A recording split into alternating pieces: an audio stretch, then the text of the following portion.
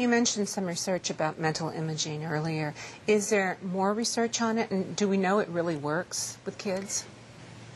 I think that, well, first of all, in the National Reading Panel report in 2000, mental imagery was one of the instructional practices cited as helpful, as having a sufficient research base to be helpful. It's certainly not the only thing that you need to do when you're reading text, as she was saying. You have to decode words, you have to understand the vocabulary of them. And so there's been a lot of research cited for that.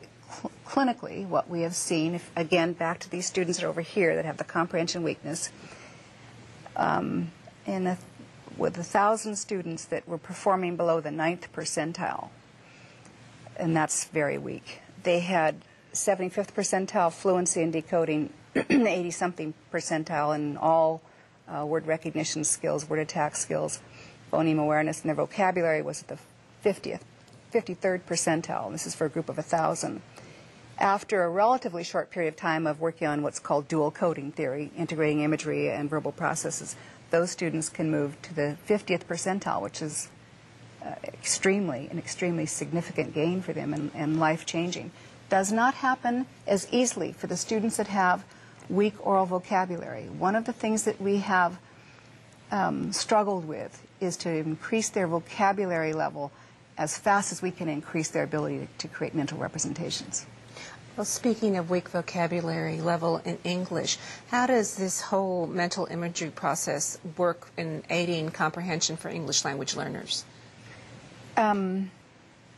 We were involved in a research project in Pueblo, Colorado, that was recently written up in an American educational research journal by Dr. Sadowski that analyzed what happened with 8 years of imagery and verbal processes being taught to these children.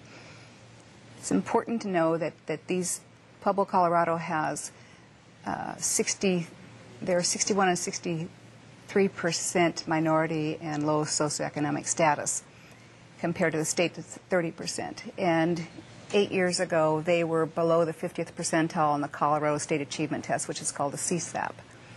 And people had written them off as these children don't have the cognitive abilities, or they don't have the incoming, they don't have the cultural advantages.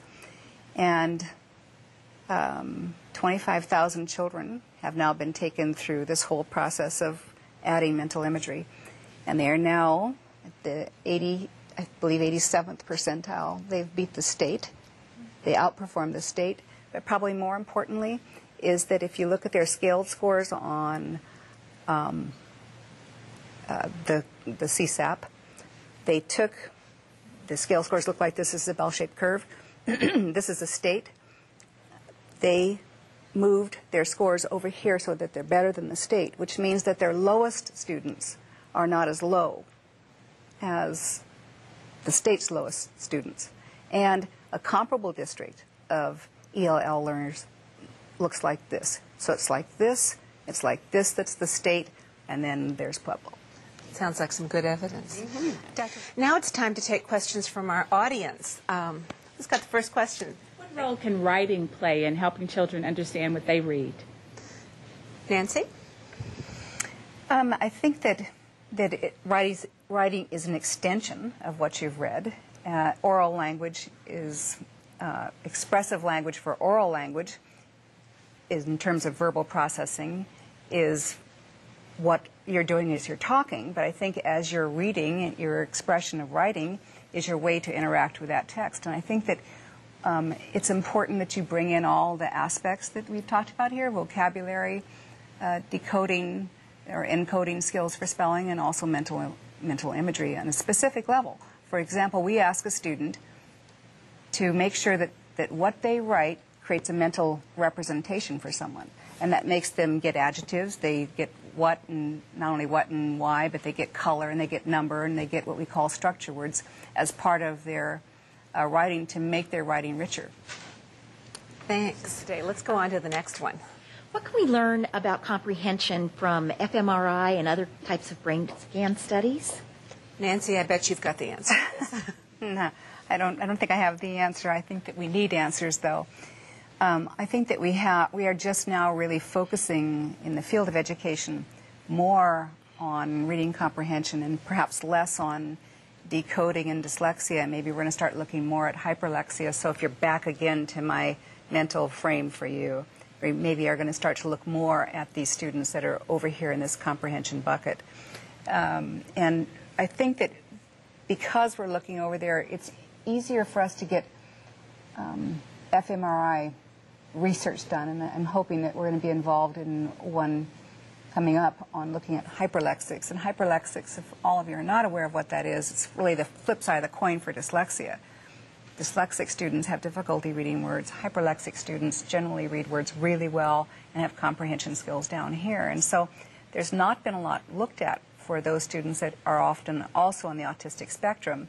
There's a recent Fmri study done that shows that there are parts of the brain that activate for high sentence imagery, and that there are connectors, and this is all in the left hemisphere, there are connectors that seem important in the left hemisphere, and that autistic children, not hyperlexic children, but autistic children don't seem to be able to access those connectors. And I think the more we learn about what's happening in the brain, it's going to be easier for us to look at this good behavioral methodology and, as opposed to another one, and see what works.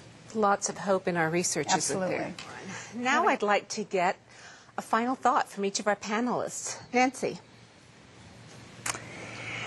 Oh, I think that probably I'm encouraged just by the fact that I'm sitting here and talking to you about reading comprehension, and that's very different from what happened 4 or 5 years ago. I would be sitting and talking primarily about decoding and dyslexia, and the fact that we're sitting here and talking about comprehension, and that I'm hoping comprehension will sort out that comprehension has sensory components the way decoding has sensory components. I'm really encouraged. That's a terrific reflection on today. Thank you. Dr. Walker. Thank you all so much.